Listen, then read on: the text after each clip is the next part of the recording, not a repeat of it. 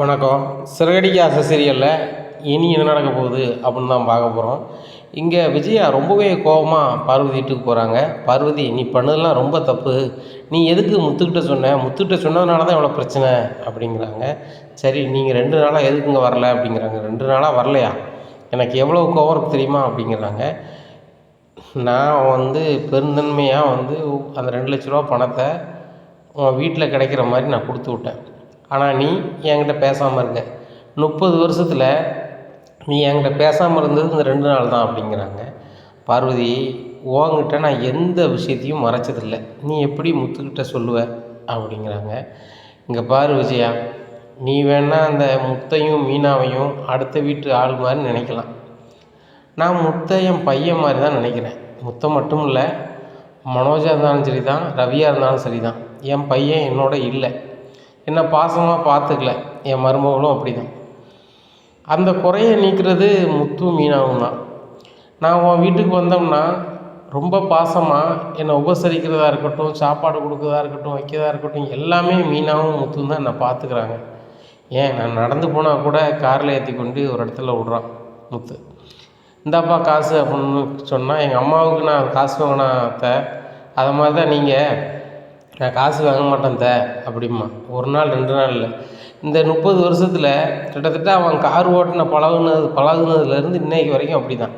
நான் தான் சரி, அந்த பையன்கிட்ட நம்ம எங்கேயாவது போகணும்னு சொன்னோம்னா காசே வாங்க மாட்டான் அப்படின்னு சொல்லி அவன் காரை நான் கூப்பிட்றதில்ல. ஆனால் தற்செயலாக அவன் வந்துட்டான்னா கண்டிப்பாக என்னை ஃப்ரீயாக தான் கூப்பிட்டு போவான். அப்படி ஒரு பையன், அவன்கிட்ட நான் எப்படி போய் சொல்ல முடியும் அப்படிங்கிறாங்க. ஓ, உனக்கு லாபம் இருக்கிறதுனால நீ முத்துட்ட எல்லாத்தையும் சொல்லிட்ட. அவமானப்பட்டுனதுன்றது நான் தானே, என் ஃப்ரெண்டுன்னு உங்ககிட்ட அவ்வளோ மரியாதை கொடுத்து பழகுனது தப்பு தானே அப்படிங்கிறாங்க. விஜயா, அங்கே பாரு, எனக்கு உன் பிள்ளைகள்கிட்டையோ உங்கள் வீட்டுக்கார்ட்டையோ உன் வீட்டில் யார்கிட்டையுமே என்னால் மறைக்க முடியாது. எனக்கு பொய் சொல்கிறது பிடிக்காதுன்னு உனக்கு தெரியும். நீ சொல்லுவ, சரி, வேறு வழியே இல்லாமல் நான் ஏற்றுப்பேன். என்ன செய்ய, நீ என் ஃப்ரெண்டு. ஆனாலும் உன் பிள்ளைகள் என்னதான் நடந்துச்சுன்னு சொல்லும் போது நான் பொய் சொல்ல என்னால் முடியாதுல்ல. நானும் சமாளித்து தான் பார்த்தேன், அவன் கண்டுபிடிச்சிட்டான். அதுக்கு மேலே என்னால் என்ன பண்ண முடியும்? இதில் தப்புன்னு சொன்னால் நான் ஒன்றும் பண்ண முடியாது. உனக்கு சைடில் தான் நான் எல்லா பக்கமும் நின்றுருக்கேன். அதாவது நீ இப்போ மீனாவுக்கு என்னெல்லாமோ பண்ணாலும் கூட பண்ணாதான்னு சொல்லுவேன். ஆனால் நீ பண்ணும்போது சரி, என்ன செய்ய, நீ ஃப்ரெண்டாக போயிட்டியேன்னு சொல்லி நான் சகிச்சுக்கிட்டு போய்கிட்டு இருப்பேன். இப்போ நீ என் மேலே வருத்தப்படுத்த அளவுக்கு ஒன்றும் நடக்கலை அப்படிங்கிறாங்க.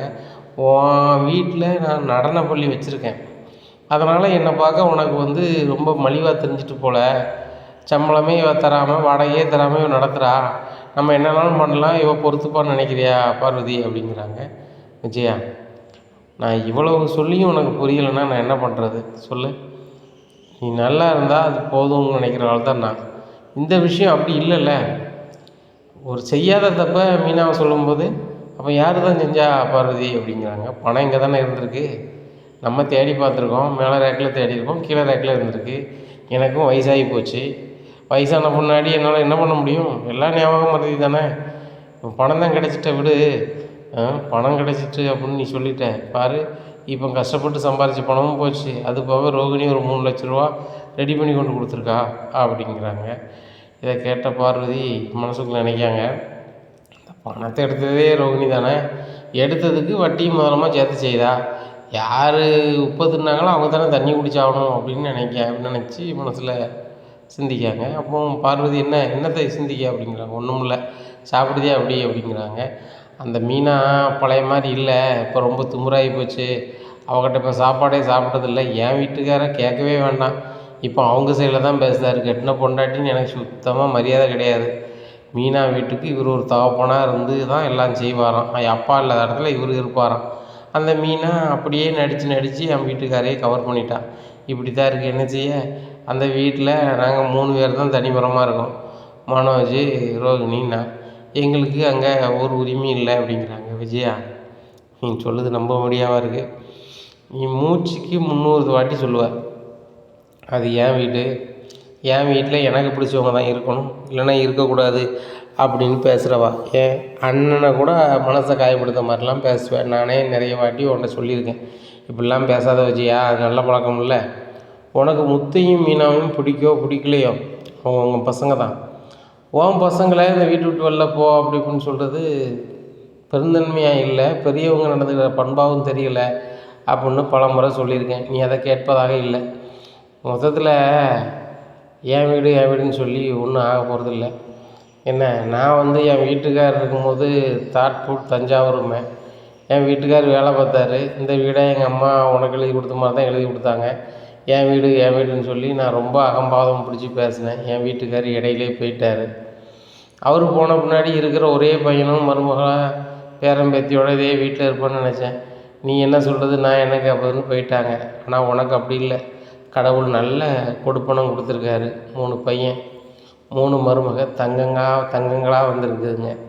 என்ன, 3 வண்ணத்தில் வந்தாலும் ஒரு இடத்துல உட்காந்து அது பாட்டில் அது வேலையை பார்க்குதுங்க.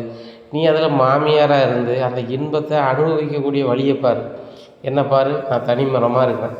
இப்போ நீ வரலை, உங்கள் வீட்டிலேருந்து யாரும் வரலைன்னா அந்த வீட்டில் யாரும் இருக்க மாட்டாங்க. தனி மரம் அப்படிங்கிற ஃபீலிங்கை நான் அனுபவிப்பேன். ஆனால் உன் பிள்ளைகள் எனக்கு இருக்கிறதுனால என் பிள்ளை என் கூட இல்லை, என் மருமக என் கூட இல்லை, என் பேரன் என் கூட இல்லை அப்படிங்கிற எந்த இதுவுமே இல்லை. விஷயம் அங்கே சொல்லுதான் கேளு. உன்னோட வீம்பெல்லாம் விட்டுட்டு உன் மருமகமார் 3 பேரும் காலகாலத்தில் ஒரு வாரிசில் பெற்று வளர்த்து இந்த சமூகத்தில் நீங்களும் ஒரு சம்சாரிங்கிறத நிரூபிக்கப்பார். அதுதான் நல்லாயிருக்கும். இது வரைக்கும் நீ என்னமோ பண்ணிக்கிட்டு இருந்த விஷயா, நான் பெரிய ஆள் நீ பெரிய ஆள் அப்படி இப்படின்னுட்டு இருந்தேன். இப்போ பாரு, மீனாவும் முத்தும் அடுத்த கட்டத்தை நோக்கி நகர்தாங்க அப்படிங்கிறாங்க. என்னது அடுத்த கட்டத்தை நோக்கி நகர்தாங்க அப்படிங்கிறாங்க. அவங்க 2 பேரும் ஒரு கூலி வேலை பார்த்த மாதிரி பார்த்துட்டு இருந்தாங்க. இப்போ சுய தொழில் பண்ணுறாங்க. அப்போ ரோகிணி மனோஜ்லாம் பண்ணலையா அப்படிங்கிறாங்க. ரோகிணி பண்ணான்னா நீ வந்து முதல் கொடுத்த.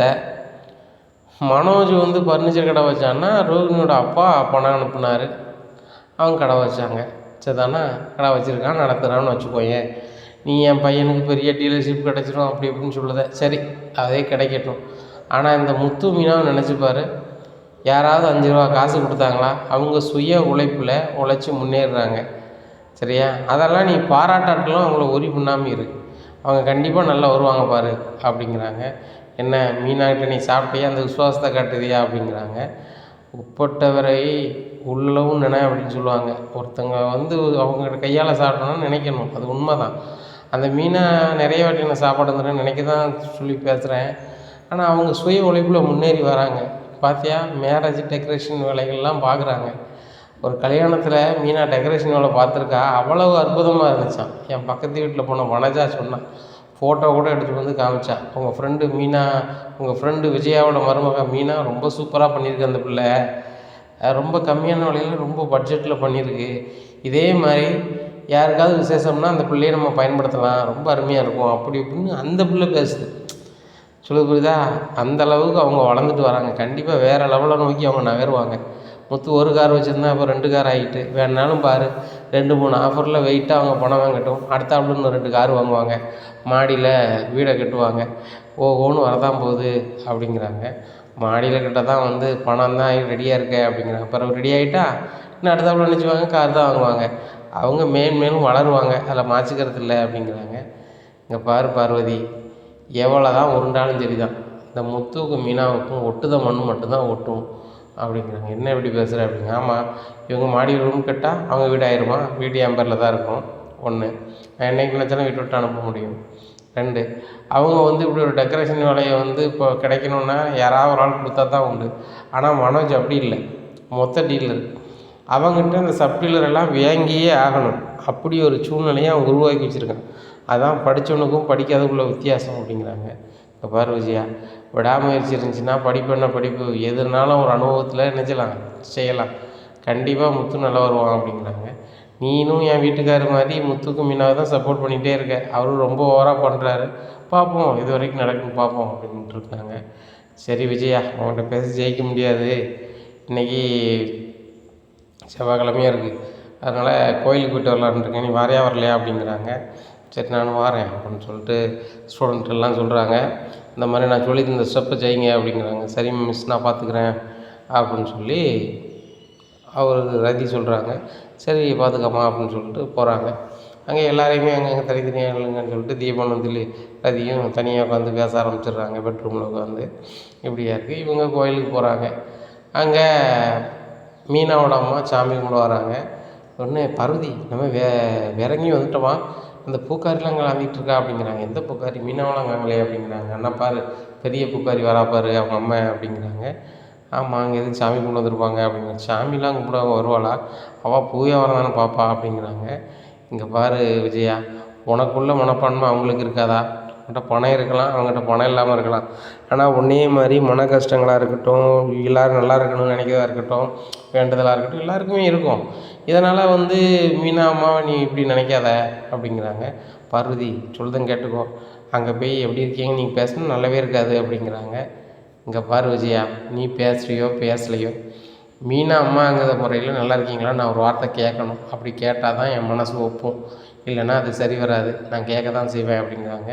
பார்வதி எனக்கு கோபத்தை கிளப்பாத அப்படிங்கிறாங்க. உடனே இப்போ நீ என்னத்தையும் செஞ்சுட்டு போ அப்படின்னு சொல்லிட்டு, நல்லா இருக்கீங்களாம்மா அப்படிங்கிறாங்க. நல்லா இருக்கேன், நீங்கள் எப்படி இருக்கீங்க சம்மந்தி, நீங்கள் நல்லா இருக்கீங்களா அப்படிங்க. ஆமாம் இருக்கோம், நீங்கள் பண்ணதுனால ரொம்ப சிறப்பாக இருக்கும் அப்படிங்க. ஏன் சம்மந்தி எப்படி பேசுகிறீங்க அப்படிங்கிறாங்க. வேறு எப்படி பேசுவாங்க, உங்கள் பையன் தப்பு பண்ணான், அதுக்கு நான் ஒரு ஃபைன் போட்டேன். என் வீட்டுக்கார்ட்ட இல்லாத பொல்லாதையும் உங்கள் மகளும் நீங்கள்லாம் பேசி 5 லட்ச ரூபா வாங்கிட்டீங்க. இன்னும் எத்தனை லட்ச ரூபா வாங்கின்னு இருக்கீங்க? ஒருத்தர்கிட்ட நீங்களே பணத்தை ஆட்டையை போடுவீங்க, அவங்க போய் பெட்டிஷன் கொடுத்து வாபஸ் வாங்கினா அவங்ககிட்ட 5 லட்சம் கேட்பீங்க. காரணம் நீங்கள் தானே செலவழுத்து விட்டம்பீங்க. உங்கள்கிட்ட பேசினா எனக்கு தான் நட்டம் அப்படின்னு சொல்லிட்டு, பார்வதி நீ வரையா வரலையா அப்படின்னு சொல்லிட்டு போகிறாங்க. பார்வதி நீங்கள் நினைக்காதாங்க அப்படின்னு சொல்லிட்டு போகிறாங்க. உடனே ரொம்ப சோகமாக நிற்கிறாங்க சந்திரா. நம்ம பேசுகிறோம் சம்மந்தி எப்படி பேசுகிறாங்களே அப்படின்னு சொல்லிட்டு ரொம்ப வருத்தத்தில் போகிறாங்க. அப்போ சீதா என்னம்மா ஒரு மாதிரி இருக்கு அப்படி ஒன்றும் அப்படிங்கிறாங்க. அந்த சைடு விஜயா போயிட்டுருக்காங்க. ஓ அத்தை எதுவும் சொன்னாங்களா அப்படிங்கிறாங்க. அவங்க சொல்லலைன்னா தானடி ஆச்சரியம், அவங்க வழக்கம் போல் சொல்கிறது தானே வா அப்படிங்கிறாங்க. ஏம்மா அந்த அத்தை இப்படி இருக்காங்க, நம்ம அவங்கள்ட்ட எந்த ஊரிக்கும் போகிறதில்ல, வாண்டடாக எனக்கையாவது பேசிட்டு போகிறாங்களே அப்படிங்கிறாங்க. விடுறி, சத்யா மேலே தப்பு, அவங்க பேசத்தான் செய்வாங்க. ஆனால் அவங்க பெரிய மனசு பண்ணி வாபஸ் வாங்கினதுனால தான் நான் வாழ்க்கையை காப்பாற்ற முடிஞ்சது. அதை நினச்சி நம்ம சந்தோஷப்பட்டுக்க வேண்டியதான் அப்படிங்கிறாங்க. சும்மையாமல் வாபஸ் வாங்கியிருக்காங்க, 2 லட்ச ரூபா பணத்தை தானே வாங்கி பண்ணியிருக்காங்க. அந்த அத்தை ஒன்றும் நல்லவங்க இல்லையே அப்படிங்கிறாங்க. இங்கே பாரு, நல்லவங்க கெட்டவங்கன்னு பேசுகிற இடத்துல நீ இல்லை என்ன, அவங்க தம்பிக்கு ஒரு உபகாரம் செஞ்சுருக்காங்க அப்படின்னு நினச்சி கடந்து போவோம், அதுதான் நம்மளுக்கு நல்லது அப்படின்ட்டு போகிறாங்க. சரிம்மா இப்போ கடைக்கு போகிறியா வீட்டுக்கா அப்படிங்கிறாங்க. இல்லடி, உடம்புக்கு வேறு முடியல, கால் வேறு வலிக்குது, தையில் வேறு முடிஞ்சிட்டு, தைலம் வாங்கிட்டு அதை போட்டால் தாண்டி நாளையிலேருந்து வேலைக்கு போக முடியும் அப்படிங்கிறாங்க. சரிம்மா நீ ஆட்டோவில் வீட்டுக்கு போ, நான் தைலம் வாங்கிட்டு வீட்டுக்கு வரேன் அப்படிங்கிறாங்க. ஆட்டோவில் போனால் 50 ரூபா காசா வண்டி, நீ என் கூட வா அப்படின்னு நடந்து தைலம் வாங்கிட்டு போயிடலாம் அப்படிங்க. ஏம்மா நீ இப்படி இருக்க அப்படிங்கிறாங்க. அப்புறம் என்னடி செய்ய, 50 ரூபா மிச்சம் பண்ணால் தானே நம்மளுக்கெல்லாம் சாப்பாடு சொல்லியதுக்கு ஆகும் அப்படிங்கிறாங்க. கால் வலிக்குங்க, அப்புறம் நடந்து போகணுங்க அப்படின்னு பேசிகிட்டு இருக்கும்போது முத்து வந்துடுறாரு அந்த இடத்துக்கு. ஒரு ஆஃபருக்கு விட்றாரு. என்னத்தை இன்னைக்கு அப்படிங்கிறாங்க. இல்லை மருமகனே வீட்டுக்கு போகணும், அதான் பேசிகிட்டு இருக்கோம், வாங்க தான் விட்டு போகிறேன் அப்படிங்கிறாங்க. இல்லை மருமகனே நாங்கள் ஒரு ஆட்டோ வர சொல்லியிருக்கோம் அப்படிங்கிறாங்க. உடனே சீதா சொல்கிறாங்க, இல்லை மாமா, அம்மா ஆட்டோவில் போனால் 50 ரூபா ஆகும், நடந்தே போயிடுவோம், கால் வலிக்கு தைலம் வாங்கணும், அதனால் ஒரு கடையில் போய் தைலம் வாங்கிட்டு வீட்டுக்கு போகணும்னு சொல்லுதாங்க அப்படிங்கிறாங்க. ஏன் நான் அண்ணியம்மா வாங்க தட்டிங்க அப்படின்னு சொல்லிட்டு கார்லேயே நேராக மருந்தவங்க இடத்துக்கு போகிறாரு. தைலம் கொடுங்க, 1 மாதத்துக்குள்ள தைலத்தை கொடுங்கன்னு தைலத்தை வாங்கி கொண்டு அத்தை இதை வச்சுக்கோங்க அப்படிங்கிறாங்க. மறுமனே அது காசு எப்படியும் ஒரு 500 ரூபா வரும் அப்படிங்க அப்படிங்கிறாங்க. அத்தை 500 ரூபா என்கிட்ட இருக்குது, வச்சுக்கிடுங்க, உங்கள் பெருந்தன்மையில் அந்த பணத்தை நீங்கள் வச்சுக்கிடுங்க, மாடியிலே ரூம் கட்டுங்கன்னு சொல்லி பணம் தந்த ஆள் நீங்கள் என்ன, நான் எவ்வளவோ சொல்லியும் கேட்கல, ஆனால் நீங்கள் சொல்லி நான் இதை வாங்க மாட்டேன், தப்பாக நினச்சிக்காதீங்க அப்படிங்கிறாங்க. இந்த மாப்பிள்ளை உங்களை மாதிரி ஆள் கிடைக்க கொடுத்து வச்சுருக்கணும் அப்படின்ட்டு இருக்கும்போது மீனா ரோட்டில் பயங்கரமாக வியாபாரம் பார்த்துட்ருக்காங்க. ஐயோ மீனா அப்படிங்கிறாங்க. என்னங்க அப்படிங்கிறாங்க. பார்க்குறாங்க காருக்குள்ளே சீத்தா அம்மாலாம் இருக்கிறாங்க. அம்மா எங்கே போயிட்டு வரீங்க அப்படிங்கிறாங்க. இல்லடி இந்த கோயிலுக்கு போனோம், வார வழியில் மாப்பிள்ளைங்களை பார்த்தாரு, ஏற்றிட்டு வராரு அப்படிங்கிறாங்க. சரி நீங்கள் வீட்டுக்கு போங்க, நான் பின்னாடி வரேன் அப்படிங்கிறாங்க. சீத்தா வீட்டில் கொண்டு விடுதாங்க. மாமா நீங்களும் வீட்டுக்கு வாங்க அப்படிங்கிறாங்க. அதுவும் சரி தான், என் பொண்டாட்டி பின்னாடி வரல அப்படின்னு சொல்லிட்டு நேராக போகிறாங்க. மாமா எங்கள் அக்கா சொல்லி தான் ஆடுவீங்களா, நீங்களா விருப்பத்துக்கு முடிவெடுக்க மாட்டீங்களா அப்படிங்கிறாங்க. சீதா கல்யாணத்துக்கு முன்னே ஒட்டியும் கல்யாணத்துக்கு கொஞ்சம் நாளைக்கு அப்புறமும் என் விருப்பத்துக்கே தான் ஆடினேன். உங்கள் அக்காட்ட என்றைக்கு நான் சிரித்து பேசினேனோ அதுக்கப்புறம் உங்கள் அக்கா சொல்லி தான் நான் ஆடுற மாதிரி இருக்குது. எங்கள் அம்மா தான் அடிக்கடி சொல்லுவாங்க, மீனா சொல்ல கேட்டுக்கிட்டு தான் என் முத்து ஆடுதான்னு சொல்லி. கிட்டத்தட்ட அப்படி தான் அப்படிங்கிறாங்க. ஏங்க நான் உங்களை எப்படி ஆட சொன்னேன் அப்படிங்கிறாங்க. இப்படி தான் ஆட சொன்னேன், தனக்கணக்கா அப்படிங்கிறாங்க. சீத்தா சிரிக்கிறாங்க. அப்போ சத்யா வந்துடுறாங்கன்னா, மாமா டான்ஸ்லாம் பயங்கரமாக இருக்குது அப்படிங்கிறாங்க. இல்லை உண்மையை சொல்லிக்கிட்டு இருந்தேன், உங்கள் அக்கா கோவப்பட்டாப்பா, அதனால் ஒரு நடனம் ஆடி இது பண்ணேன். மாமா இதில் பிரியாணி இருக்குது சாப்பிடுங்க அப்படிங்கிறாங்க. என்னப்பா என்ன விசேஷம் அப்படிங்கிறாங்க. இல்லை மாமா இந்த உணவு டெலிவரி பண்ணிட்டு வந்தேன். கடைசியாக வந்து பண்ணையில் வந்து வீட்டுக்கு வந்துடுவோம், இந்த பிரியாணி நல்லாயிருக்கும் கடையில், வீட்டில் கொண்டு கொடுப்போன்னு வந்தேன், நீங்களாம் வந்துட்டீங்களா, வாங்க சேர்ந்து சாப்பிடுவோம்னு சொல்லிட்டு எல்லாருமே சேர்ந்து சாப்பிட்றாங்க. நல்லா இருக்குடா அப்படிங்கிறாங்க. டேய் சத்யா, அந்த வேலை கஷ்டமாக இருக்கா அப்படின்னு சொல்லி முத்து சத்யாட்ட கேட்குறாங்க. இல்லைம்மா கஷ்டம் தெரில அப்படிங்கிறாங்க. காசு கம்மியாக தான் இருக்கும், நேர்மையாக உழைக்கிறோம் அந்த 10 ரூபா காசு அப்படின்னு நினச்சிப்பாரு, ரொம்ப ஆனந்தமாக இருக்கும், வேலை அருமையாக பண்ண முடியும். ஒத்த ரூபா உழைச்சாலும் சத்யா ரொம்ப சந்தோஷமாக தான் இருக்கும்.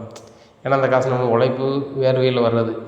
அதுபோக வந்து வீட்டில் வந்து படுக்கும்போது உடல் வலியில் தூங்கும், அந்த இன்பமே தனி. நம்ம உழைச்ச காசில் ரூ. 1 அரிசி வாங்கி நம்ம சாப்பிட்டு பார்த்தோம்னா அந்த அருமையே தனி தான். எளிமையாக கிடைக்கிற பணம் நிலைக்காது, ஆனால் கஷ்டப்பட்டு உழைக்கிற அந்த பணம் வந்து கண்டிப்பாக நிலைக்கும், நின்று பேசுவோம் அப்படிங்கிறாங்க. அது உண்மைதான்மா அப்படின்னு சொல்லிட்டு, மாமா கொஞ்சம் ரெஸ்ட் எடுக்க போகிறேன் அப்படிங்கிற. சரிம்மா அவ்வளோ தூங்கு அப்படிங்கிறாங்க. ஏன்னா நம்ம கிளம்புவோமா அப்படிங்கிறாங்க. ஏங்க நீங்கள் காரில் போகணும், நான் பைக்கு அப்படிங்கிறாங்க.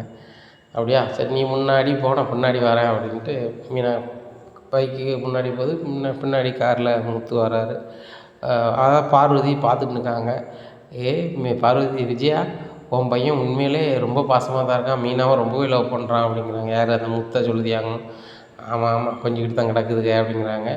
கொஞ்சிக்கிட்டு கிடக்கிறத சொல்லலை, அந்த மீனா பிள்ளை முன்னாடி பைக்கில் போகிறா, பின்னாடியே முத்து சிரிச்சுக்கிட்டே முன்னாடி பின்னாடியே போகிறான் அப்படிங்கிறாங்க. அவள் வந்ததுலேருந்து வீட்டே தான் கையில் கொண்டு வந்துட்டாளே. இப்போ இந்த மனுஷன் என்கிட்ட சரியாக பேசுகிறதும் இல்லை, வைக்கிறதும் இல்லை, அவருடைய செயல்பாடும் சரி கிடையாது. அவர் பென்ஷன் பணம் எவ்வளோ வருது ஏது வருதுன்னு ஒன்றும் புரியலை. ஒரு வேளை பென்ஷன் எடுத்துக்கொண்டு இவள்கிட்ட கொடுக்காரோ நம்ம தெரியல. இவர் வேறு மீனா அப்பா இடத்துல நான் தான் இருக்கேன் அப்படின்னு சொல்லிட்டு அலைவார். இவர் பென்ஷன் பணத்தை கொண்டு அந்த சந்திராட்டை கொண்டு கொடுக்காரோ என்னமோ. ஏன்னா அந்த பிள்ளைக்கு இளைய பிள்ளைக்கு கல்யாணம் முடிக்கணும்னு மாப்பிள்ளையை போகிறான், அவசர அவசரமாக பார்த்துட்டு அலைதாவா, இவங்ககிட்டையும் பொண்ணு கட்டுறதுக்கும் வழியில் வந்து நிற்கானுவா. அப்படிங்கும்போது இவர் பணத்தை எதுவும் கொடுப்பாருன்னு நினைக்கேன் பார்வதி அப்படிங்கிறாங்க. அண்ணன்லாம் அப்படி செய்யாத, நீ சும்மா கிடந்த அண்ணனை சண்டையை போட்டு கிடக்காத அப்படிங்கிறாங்க. இவர் நல்லவராக தான் இருந்தார், இப்போ முன்னாடி மாதிரி இல்லை. மீனா பேச்சையும் மீனா அம்மையும் குடும்பத்தை பேச்சை கேட்டுட்டு தான் ஆடுதார். எனக்கு தான் எந்த வகையிலும் சப்போர்ட் பண்ண மாட்டேங்காரு. அப்போ என்ன நினைக்க வேண்டியதாக இருக்குது, பணத்தை பூரா அங்கே கொண்டு ஒதுக்குறான்னு நினைக்க வேண்டியிருக்கு. முன்னாடி பென்ஷன் வந்தோடனே என்கிட்ட பணத்தை எடுத்துருவார், இப்போ என்கிட்ட எந்த பேச்சும் பேசுறது கிடையாது, அதான் எனக்கு டவுட்டாக இருக்குது அப்படிங்கிறாங்க. இங்கே பாரு விஜயா, உன் மனசுக்கு பட்டதெல்லாம் நினைக்காத, அப்படிலாம் இல்லை, விடு அப்படிங்கிறாங்க. இல்லை இல்லை, நான் நினைக்கிறதா உண்மையாக இருக்கும். முன்னாடி மாதிரி அவர் என்கிட்ட வந்து அக்கௌண்ட் பாஸ்புக்கையோ எதையோ என்கிட்ட தர்றதும் கிடையாது, பணத்தையும் தர்றது கிடையாது, இப்படின்னு நடத்தார். சரி பார்ப்போம், என்ன தான் போகுதுன்னு பார்ப்போம் அப்படி இப்படின்னு இருக்காங்க. இந்த சூழ்நிலையில் அண்ணாமலைக்கு தெரிஞ்சவங்க ரொம்ப கஷ்டப்படுறாங்க. அப்போ அவங்க வீட்டில் ஒரு விசேஷத்துக்கு அண்ணாமலை ஒரு 20,000 ரூபா எடுத்து கொடுக்குறாரு. அந்த 20,000 ரூபா கொடுக்குறாரு. பேங்க் பாஸ்புக்கு அது வீட்டில் வச்சுருக்கிறாரு. அந்த பாஸ்புக்கு தற்செயலாக விஜயாவுக்கு ஆகப்படுது. அதை பார்த்துட்டு இதில் 20,000 ரூபா ஒரே நாளில் எடுத்து செலவு பண்ணியிருக்காரு, வீட்டுக்கு கொண்டு கொடுக்கல. பீரோலையும் தேடி பார்க்காங்க, இல்லை. அப்போ இந்த 20,000 ரூபாயும் மீனா வீட்டில் தான் கொண்டு கொடுத்துட்டாரா, மாதம் அப்போ அவங்க கொண்டு கொடுத்து அலையுதாரா, இவருக்கு எவ்வளோ பென்ஷன் ஏறுது எதுன்னு நமக்கு தெரியணுமே அப்படின்னு சொல்லிட்டு நேராக பேங்க்கு போகிறாங்க அந்த பாஸ்புக்கை வச்சு. அப்போ இவ்வளவு ஏறுது, என்ன வரும் என்னன்னு சொல்லுது. அப்போ இவ்வளோ பணம் ஏறுது, இவர் மாதம் 20 ரூபா எங்கே கொண்டு கொடுத்துட்ருக்காரோ அப்படின்னு சொல்லி ரொம்ப கடுப்பில் நினைக்காங்க. இவர்கிட்ட இதை கேட்டே ஆகணும் அப்படின்னு சொல்லிட்டு நினைக்காங்க. இந்த சூழ்நிலையில் முத்து வந்து, எப்பா நாளைக்கு நாள் செய்யணும், அதனால் பாட்டியெல்லாம் வர சொல்லியிருக்கேன் அப்படிங்கிறாங்க. ரொம்ப நல்லதுப்பா, சரி அந்த கட்டடம் கட்டுற அந்த மேஸ்திரிட்டெலாம் சொல்லிட்டியா, மேஸ்திரின்னு சொல்லிட்டோம்பா, இப்போ வந்து நிறைய நடைமுறை சொல்லியிருக்காங்க, அதனால் அந்த இன்ஜினியரும் வரன்ட்ருக்காரு அப்படிங்கிறாங்க. சரிப்பா, நான் தான் சொல்லணும்னு நினச்சேன், இப்போ உள்ள காலத்துலலாம் வந்து தொழில்நுட்பத்தை பயன்படுத்தி செஞ்சால் தான் சரியாக இருக்கும், அவங்க வர்றதும் சரி தான். அம்மா எப்படி வராங்க அப்படிங்கிறாங்க. பாட்டி பஸ் ஸ்டாண்டுக்கு வந்தோடனே எனக்கு கால் பண்ணதான்னு இருக்காங்க, நான் காரில் கூப்பிட்டு வந்தேன் அப்படிங்கிறாங்க. சரி ரைட்டு அப்படின்னுட்டுருக்காங்க. உடனே அம்மாட்டையும் சொல்லியிருங்கப்பா அப்படிங்கிறாங்க. நீனே சொல்லு, நான் அவன்கிட்ட பேச விரும்பல அப்படிங்கிறாங்க. ஏம்மா நாளைக்கு நாள் செய்தோம், நீங்கள் கண்டிப்பாக இருக்கணும் அப்படிங்கிறாங்க. எனக்கு வேறு வேலை இருக்குது, எனக்கு நடன பள்ளி இருக்குது, அங்கே போகணும் வைக்கணும் அப்படின்னுட்டுருக்காங்க. உடனே அண்ணாமலை சொல்கிறாங்க, யார் வந்தாலும் வராட்டலும் முத்து, அப்பா நான் வருவேன், உன்னை பெற்ற கடமைக்கு, எங்கள் அம்மா பேரனுங்கிற கடமைக்கு அவங்க வருவாங்க. பெற்ற தாயா நினச்சா உங்கள் அப்பா வேணும், இந்த குடும்பம் வேணும்னு நினச்சா வருவா, இல்லைன்னா விடு அப்படிங்கிறாங்க. இங்கே விஜயாவுக்கு இவர் இப்படி அளவுக்கு பேசுகிற அளவுக்கு ஆகிட்டார. இந்த பணத்தெல்லாம் அங்கே கொடுத்துட்டு இப்போ சப்போர்ட் பூரா அங்கே தான் இருக்குது. கேட்டால் அந்த வீட்டுக்கு தவப்பம் சனத்தெல்லாம் இருக்குதுன்னு சொல்லி பேசிகிட்டு இருக்காரு. வரட்டும், எங்கள் அத்தைக்கிட்ட வச்சு கேட்டுக்கிடுவோம், இப்போ இவர்கிட்ட கேட்டோம்னா இவர் என்கிட்ட பேச மாட்டோம் பாருலாம், அவங்க வரட்டும் அப்படின்னு சொல்லிட்டு நினைக்காங்க. அப்போ காலையில் எல்லோரும் வராங்க. அப்போ பாட்டி ஃபோன் அடிக்காங்க. சரி ஃபோன் அடிச்சோன்னே முத்து நேராக பஸ் ஸ்டாண்டில் போய் காரில் கூப்பிட்டு வர்றாங்க. டேய் முத்து, ரொம்ப சந்தோஷமாக இருக்குடா. உங்கள் அம்மாக்காரி வீட்டை விட்டு வெளியே போன்னு உங்களை சொல்லிக்கிட்டே இருப்பா. உங்களுக்கும் தங்கிறதுக்கு தனியாக ரூம் கிடையாது. நானும் சுழற்சி முறையில் தங்குங்கன்னு சொன்னேன். அந்த மனோஜ் பையன் ரொம்ப விட்டு போகிற மாதிரி தெரியல. நீங்கள் ஒரு முயற்சி எடுத்து மாடியில் ரூம் கட்டுவீங்க, ரொம்ப சந்தோஷமாக இருக்குடா அப்படிங்கிறாங்க. பாட்டி, எனக்கு ரொம்ப சங்கடமாக இருக்குது. அம்மாவும் அப்பாவும் சரியாக பேசுகிறதில்ல அப்படிங்கிறாங்க. ஏன்டா என்னாச்சு அப்படிங்கிறாங்க. இந்த மாதிரி கதை அப்படிங்கிறாங்க. அதானே, உங்கள் அம்மா மேலே தான் தப்பு இருக்கும். என் பையன் பேசணுன்னு என்ன தப்பு இருக்குது? யார் ஒரு பக்கத்தில் நியாயம் இருக்கோ அதில் பேசுவான் என் பையன். அதுபோக மீனா குடும்பத்துக்கு ஒரு தாப்பம் ஸ்தானத்தில் இருக்குது, தப்பு ஒன்றும் கிடையாது, சரிதானே? அந்த வீட்டில் ஒரு சப்போர்ட் இல்லை, இவன் சப்போர்ட்டானாங்க. இதில் என்ன இருக்குது? அவங்களும் நம்ம சொந்தக்காரங்க தானே. அதே அந்த விஜயாவுக்கு புரிய மாட்டேங்குது. உங்கள் அம்மா ஒரு நாளும் திருந்த மாட்டா. இந்த நாச்சியார்கிட்ட வாங்க வேண்டியதை வாங்கினா திருந்திடுவா அப்படின்னுட்டு இருக்காங்க. பாட்டி, முதல்ல ஃபங்க்ஷன் நல்லபடியாக முடியட்டும். நீங்கள் தான் அம்மாவை வந்து நாள் செய்து கூப்பிடணும் அப்படிங்கிறாங்க. நான் அந்த ப்ரோ வராமல் எப்படி இருப்பா அப்படின்னு சொல்லிட்டு நேராக வீட்டுக்கு போகிறாங்க. அத்தை வாங்க அப்படிங்கிறாங்க. வரேன். சரி, முத்துக்கு மாடியில் ரூம் கட்டுறதுக்கு நாள் சீதாவா? அம்மாங்க முதல்ல நீ தான் இருக்கணும், சரியா அப்படிங்கிறாங்க. சரிதா அப்படிங்கிறாங்க. சரி இதில் உனக்கு வாங்கிட்டு வந்து பண்டம் இருக்குது, எல்லோரும் தனித்தனியாக பண்டம் வாங்கியிருக்கேன், எடுத்துக்காங்கன்னு சொல்லி கொடுக்குறாங்க. பாட்டி, எப்படி இருக்கீங்க அப்படிங்கிறாங்க. ஸ்ருதி, மீனா, நல்லா இருக்கேன் பேத்தியலா அப்படின்னு சொல்லி முத்துதாங்க. இங்கே ரோகிணி மட்டும் அப்படியே நிற்காங்க. என்னம்மா நீ என்ன புடிமண்ணா அப்படியே நிற்க அப்படிங்கிறாங்க. பாட்டி, எப்படி இருக்கீங்க அப்படிங்கிறாங்க. அப்போ கேட்டால் தான் பேச போல. அவன் புருஷன் தான் வந்து பார்த்தாலும் என்ன பாட்டின்னு கேட்க மாட்டான், ஒரு ரூன் இருப்பான். எல்லாம் என்ன அப்படின்னா என்ன பாட்டி அப்படிமா. அது மாதிரி தான் இருக்குது. அவனை மாதிரியே ஆக்கி வச்சுருக்காங்க. நீங்களாம் விஜயா டீமில் என்ன அப்படிங்கிறாங்க. அத்தை என்னத்தை எப்படி பேசுகிறீங்க அப்படிங்கிற பிறகு, இந்த வீட்டில் நீ தான் மூத்தவா, உன் புருஷன் பேசாமல் இருக்கானாலும் நீ வந்து பேசணும், கேட்கலாம். அண்ணாமலை நீ ஏன் பேசாமல் இருக்கீங்க அப்படிங்க. அத்தை, இப்போ நான் செய்யணும், அதெல்லாம் செஞ்சுட்டு பேசிக்கலாம் அத்தை அப்படிங்கிறாங்க. சரி நிறைய ஆள் வந்திருக்காங்க அப்படிங்கும்போது அங்கே சந்திராவும் வராங்க. வாங்க அப்படின்னு சொல்லி எல்லாத்தையும் வணக்கம் போட்டு இது பண்ணுறாங்க. அப்போ எல்லோரும் நாள் செய்ய போகிறாங்க. எல்லோரும் நாள் செஞ்சுட்டு நல்லபடியாக கட்டணும் வைக்கணும்னு சொல்லி பேசிட்டு எல்லாருக்கும் வந்தவங்களுக்கு எல்லாருமே உணவு கொடுத்து அனுப்புகிறாங்க. அப்போது அண்ணாமலை சொல்கிறாங்க, ஏம்மா நீங்கள் இருந்து போங்க, நீங்கள் நம்ம சொந்தக்காரங்க, இருந்து போகணும், பார்வதி நீங்களாம் இருங்க அப்படிங்கிறாங்க. இருக்கிறாங்க. அப்போ விஜயா, இதுதான் சந்தர்ப்பம், கேட்டுற வேண்டியதான் அப்படின்னு சொல்லிவிட்டு, அத்தை நான் உங்கள்கிட்ட கொஞ்சம் பேசணும், எல்லோரும் முன்னிலையிலும் பேசணும் அப்படிங்கிறாங்க. என்ன விஜயா, என்னது? என்கிட்ட எதையுமே சொல்ல மாட்டேன், நீனா தான் ஒரு முடிவு எடுப்பேன். நான் எப்போ அந்த வீட்டை விட்டு கிளம்பணும் வைக்கணும்னு சொல்லுவேன். இப்போ அத்தை உங்கள்கிட்ட தான் பேசணும்னு காத்திருக்கேன்ன மாதிரி சொல்லுது, என்ன சொல்லு அப்படிங்கிறாங்க. அத்தை, உங்கள் பையனுடைய போக்கு வர சரியில்லை, அவரோட நடவடிக்கையே மாறுது, முன்னாடி மாதிரி இல்லை, கடைசி காலத்தில் அவருடைய நடைமுறையே வேறு மாதிரி இருக்குது அப்படிங்கிறாங்க. என்னது? என் பையன் நடைமுறை வேறு மாதிரி இருக்கு? இந்த நாச்சியாரோட மகன் என்றைக்கும் கரெக்டாக தான் இருப்பான். என்ன ஒன்றையே எனக்கு பிடிக்காட்டுன்னு கூட கெட்டின பொண்டாட்டியோட மனசை நம்ம காயப்படுத்தக்கூடாது, அவள் விருப்பம் போல் நம்ம சந்தோஷமாக வச்சுருக்கணும்னு சொல்லி தான் அந்த மெட்ராஸுக்கு வரதுக்கு அவன் சம்மதிச்சு இங்கேருந்து வேலை பார்த்து உன்னை காப்பாற்றினான். நானும் சரி நம்ம பையன் ஆசை தான் முக்கியம், நல்லா இருக்கட்டும் நானும் விட்டு கொடுத்தேன். இப்போ என்ன என் பையன் தப்புன்னு தானுங்க அப்படிங்கிறாங்க. இவருக்கு பென்ஷன் எவ்வளோ வருது அது வந்து என்கிட்ட சொல்ல போகிறது கிடையாது அப்படிங்கிறாங்க. சரி சொன்னால் என்ன செய்ய போகிறோம், உனக்கு என்ன குறையில் இருக்க? உனக்கு சாப்பாட்டிலேருந்து சௌகரியத்துலேருந்து எல்லாம் பண்ணுதாங்க. என் பேர மாதிரி அவங்கவுங்க பங்கை கொடுத்து சமையலுக்கு எல்லாத்துக்கும் பார்த்துக்கிட்டுதாங்க. நீ போதாத குறைக்கு ஏதோ தங்குது கடின்னு ஏதோ ஒரு ஆடிக்கிட்டு ஒரு நடன பள்ளி ஒன்று வச்சுருக்க, அதை பார்த்துக்கிறேன், அதில் ஏதோ வருமானம் வருதுங்க. இப்போ உனக்கு என்ன பிரச்சனை அப்படிங்கிறாங்க.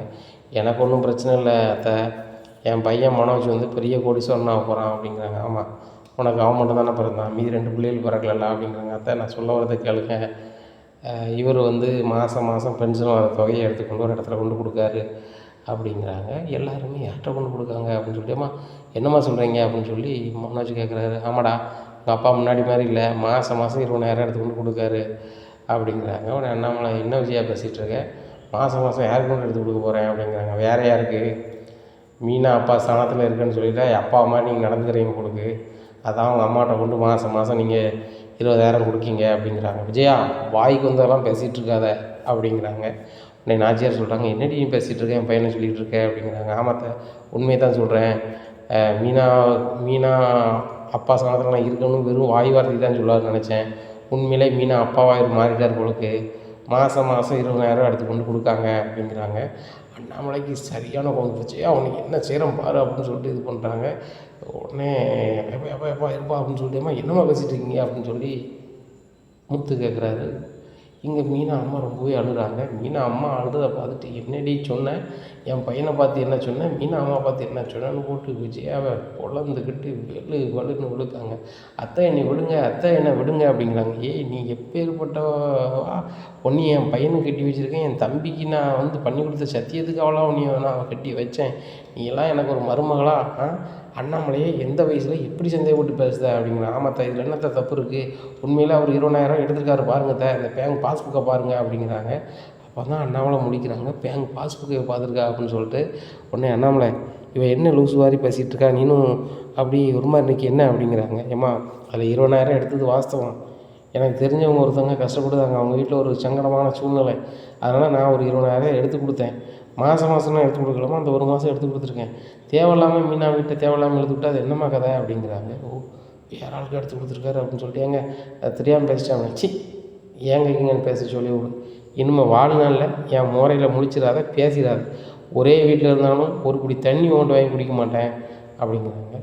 உடனே விஜயாவை பார்த்து நாச்சர் கேட்குங்க, உனக்கு வாய் கூசலையா விஜயா, வாய் கூசலை, என் பையனை போய் இப்படி ஒரு கேள்வி கேட்க, மீனா அம்மா கூனி குறுக்கி நிற்காங்களே, அவங்க குணம் நீ கால் தூசி வருவியா? மீனா அம்மா தயவுசெய்து மன்னிச்சிரு சந்திரா, இவனுக்கு பேசவே தெரியல விஜயாவுக்கு, நான் சத்தம் போடுதேன் அப்படிங்கிறாங்க. பாட்டியம்மா, நாங்கள் இங்கே வந்தது தப்பு தான், என் பொண்ணும் சரி நிரந்தரமாக குடியிருக்கிறதுக்கு ஒரு ரூம் கட்டுறதால வரணுன்னு தான் வந்தேன், அபாண்டமாக இப்படி பேசுகிறாங்க. அண்ணன் எங்களுக்கு வந்து எவ்வளவோ உதவி செஞ்சுருக்காங்க, ஆனால் வந்து பண உதவி நாங்கள் அண்ணன்கிட்ட எதுவுமே எதிர்பார்க்கல.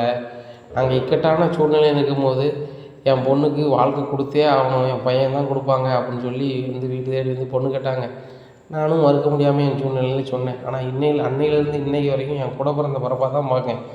அவரோட இணைச்சி பேசுகிறது, அவங்ககிட்ட நான் பணத்தை வாங்கி நாங்கள் சாப்பிட்றேன்னு சொல்கிறதும் ரொம்ப கஷ்டமாக இருக்குது. சம்மந்தியையும் நான் வந்து எந்த வகையிலையும் நான் மரியாதை குறைவாக நடத்துனதில்லை. பார்க்கும்போதாக இருந்தாலும் சரி தான், எந்த இடத்துக்கு வந்தாலும் சரி தான், பணிவாக தான் அவங்கள்ட்ட பேசியிருப்பேன். அவங்க இப்படி ஒரு நினைப்பாங்க, இப்படி பேசுவாங்கன்னு நினச்சி கூட பார்க்கல அப்படிங்கிறாங்க. விஜயா, எனக்கு அறிவே இல்லை, அவங்க எவ்வளோ மனம் நொந்து போய் பேசுகிறாங்க, நீ எல்லாம் மனுஷியா? அப்படியே அண்ணாமலை இவ்வளோ வேண்டாம்னு சொல்லி ஏதோ பண்ணுவாங்களாடா முத்து, அதை பண்ண சொல்லுடா அப்படிங்கிறான். அம்மா விவகாரத்தை அப்படிங்கிறாங்க. பண்ணி விட்றா, வேண்டாம், என் அம்மா வீட்டில் போய் இருக்கட்டும், அந்த குடிசையில் போய் இருக்கட்டும், தெரியும் வேணுமோ பெரிய ஜமீன்தார் என் வீடுன்னு கிடக்கா. அண்ணாமலை, இது ஓம் பணத்தில் தானே இந்த வீடு நீ கட்டியிருப்ப, இந்த விஜயா உழைப்பில் நீ கட்டலையா அப்படிங்கிறாங்க. ஏம்மா, அவள் எதுவும் உழைப்பு வீட்டில் தானம்மா இருக்கா அப்படிங்கிறாங்க. சரி ரைட்டு, ஓன் உழைப்பில் தானே கட்டுனேன், இந்த வீட்டை ஒரு ஜேஜிபி வர சொல்லி அடித்து நொறுக்குது, தரமட்டமாக்கிட்டு நேராக கிராமத்துக்கு வா. நம்ம கிராமத்தில் வீடு, நம்மளுக்கு பெரிய வீடு இருக்குது, எல்லோரும் கிராமத்துக்கு வாங்க. ஓவராக பேசிக்கிட்டு இருக்காவா அப்படிங்கிறத. என்னத்தை இப்படி பேசுகிறீங்க, என்னத்தை இப்படி பேசுகிறீங்க, இந்த வீடை உருவாக்குறது என் பையன் தானே, வீடுன்ட்டு இப்படி பேசிகிட்டு இருக்கேன். நான் நினச்சாமல் என்ன செய்யணும் தெரியுங்களா, நாச்சியார் குணம் வந்துச்சுன்னா எப்படி வரும், உனக்கே இவ்வளோத்துக்கு போது எனக்கு இவ்வளோத்துக்கும் இருக்கும், என் ஒட்டுமொத்த சொத்தையும் மீனாவுக்கு முத்துக்கும் எழுதி வச்சு போடுவேன், சரிதானா, அதுக்கப்புறம் நீ திண்ணையும் அலைய விட்டுரும் பார்த்துக்கோ அப்படிங்கிறாங்க. அத்தை, அப்படி எதுவும் செஞ்சிடாதாங்க அப்படிங்கிறாங்க. அதானே, பணம்னா தான் நீ வலிக்கு வருவ, மற்றபடி அன்பு பாசத்துக்கு நீ வலிக்கு வர மாட்டல அப்படிங்கிறாங்க. நான் போயிட்டு வரேன் அண்ணே அப்படின்னு சொல்லிட்டு அவசரமாக அத்தை அதை நில்லுங்கத்தை அப்படிங்கிறம்மா. அம்மா, இந்த வீட்டுக்கு அதாம்மா உன்னை வர வேண்டாம்னு சொன்னேன், எப்படினாலும் எங்கள் அத்தை வந்து உன்னை ஏதாவது ஒரு வகையில் கஷ்டப்படுத்துவாங்கன்னு நினச்சேன், கஷ்டப்படுத்திட்டாங்க அப்படிங்கிறாங்க. விடுறி, இது என்ன புதுசாடி, என் சம்மந்தி வந்து ஒவ்வொரு வாட்டியும் நீ ஆளை வச்சு பார்க்குறது அவங்களுக்கு ஒரு இன்பமாக இருக்குது, என்ன பண்ண, என் தலை விதி அப்படிங்கிறாங்க. உடனே சித்தா சொல்கிறாங்க, அதாம்மா இந்த இடத்துக்கே நம்ம வரண்டாம்னு சொன்னேன், அக்காவும் மாமாவும் நம்ம வீட்டுக்கு வந்தால் பேசிக்கலான்னு பார்த்தேன், நீ தான் சொன்ன அக்கா ஒரு நிரந்தரமாக ஒரு வீடு கட்டுதான், நம்ம தான் வாடகைக்கு இருக்கோம், வாழ்நாள் முழுவதும் நம்ம சொந்த வீட்டுக்கு போக முடியுமான்னு ஒரு நிலையில் இருக்கோம், அவளாவது ஒரு சொந்த வீட்டில் இருப்பாளே அப்படின்னு சந்தோஷத்தில் வந்தாண்டி இப்படி ஆயிடுச்சு அப்படிங்கிறாங்க. உடனே அண்ணாமலை சொல்கிறாங்க, ஏம்மா நீங்கள் இருக்கிறதோட எனக்கும் விஜயாவுக்கும் சம்மந்தம் இல்லைன்னு சொல்லி அதை நம்ம ரெடி பண்ணிடணுமா அப்படிங்கிறாங்க. அண்ணாமலை, அதில் விடு, அவள் குணம் தான் எப்படின்னு தெரியல, அவளை வைக்க வேண்டிய இடத்துல வைக்கணும் அண்ணாமலை, சரி வந்திருப்பா, நீ முன்னாடியே எப்படி செஞ்சுருக்கணும், அவளுக்கு எல்லா சுதந்திரத்தையும் கொடுத்து அவள் பேசலாம் கேட்டுக்கிட்டு நீ அமைதியாக இருந்த பார்த்தியா, அதுவும் தப்பு. இந்த நாச்சியார் மாதிரி அப்போ உச்சியில் 4 வாங்கியிருந்துன்னு வச்சுக்கா, அவள் அடங்கி இருந்திருப்பா. அதான் சொல்லுவாங்க பெரியவங்க, வீட்டுக்கு அடங்காது ஊரில் அடங்கும்பாங்க, 4 வெளுப்பு வெளுத்துருந்தானே சரியாக வந்திருக்கும். நீ அந்த நேரத்தில் 2-3 பிள்ளைய பார்த்துட்டா, சரி பிள்ளைகளை வளர்க்கணுமே அப்படின்னு சொல்லி பொறுமையாகவே இருந்துட்டேன், அதனால தான் இவளுக்கு இந்த துமுறு. இனிமேல் பட்டு இவள் வந்து துமுறு இப்படி பேசிட்டு அலையட்டும், நொறுக்கி விடுதேன் நொறுக்கி. இந்த வீட்டில் விஜயாவோட அகத்தை அடக்குது வரைக்கும் நான் இங்கே தான் இருக்க போகிறேன், கிராமத்தில் அந்த விவசாயத்தை பார்க்கறதுக்கு அது ஒரு வழிவகை பண்ணிட்டேன் அப்படிங்கிறாங்க. இன்னும் என்னம்மா விவசாயம் எல்லாம் நடுவையெல்லாம் முடிச்சுட்டு போயிடலாம் அப்படிங்கிறாங்க. நடுவையெல்லாம் முடிச்சுட்டேன், உழவன் ஒரு ஆளை ரெடி பண்ணியிருக்கேன், எனக்கும் வயசாகி போச்சுல, தண்ணி நீ வைக்க தண்ணி பாய்க்க வைக்கிறதுக்கு ஆள் இல்லை.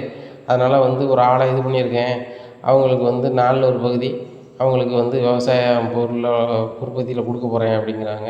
சரிம்மா, உங்களுக்கும் வயசாகிடுச்சு, நீங்களும் ரெஸ்ட் எடுத்தால் நல்லா தான் இருக்கும். நானும் கடைசி காலத்தில் எங்கள் அம்மாவை என் பக்கத்தில் வச்சு பார்க்கணும், அதுக்கு முடியலைன்னு நினச்சிக்கிட்டு இருந்தேன். அது ஒரு குறை நீங்கள் இருக்குமா அப்படிங்கிறாங்க. ஆமாம் அண்ணாமலை, நான் இப்போ இங்கே தான் இருக்க போகிறேன். விஜய் ஆகத்தை அடக்கணும்னா நானும் உங்கள் தலைமாட்டம் இருந்தால் தான் சரி அப்படிங்கிறாங்க. பாட்டி நீங்கள் இருக்குன்னா எனக்கு ரொம்ப சந்தோஷம் பாட்டி அப்படிங்கிறாரு முத்து. டேய் முதல்ல போய் எங்கள் மாமியாரை சந்தோஷப்படுத்து, இன்னும் மீனாவை போய்ட்டு வாங்க அப்படிங்கிறாங்க. முத்து மீனாவும் மீனா வீட்டுக்கு கிளம்பி போகிறாங்க. இனி என்ன நடக்கும் இந்த அண்ணாமலை வீட்டில் அப்படிங்கிறத பொறுத்திருந்து பார்க்கலாம். நம்மளுடைய சேனலை நீங்கள் கொஞ்சம் மறக்காமல் லைக் அண்ட் சப்ஸ்கிரைப் பண்ணுங்கள். நன்றி, வணக்கம்.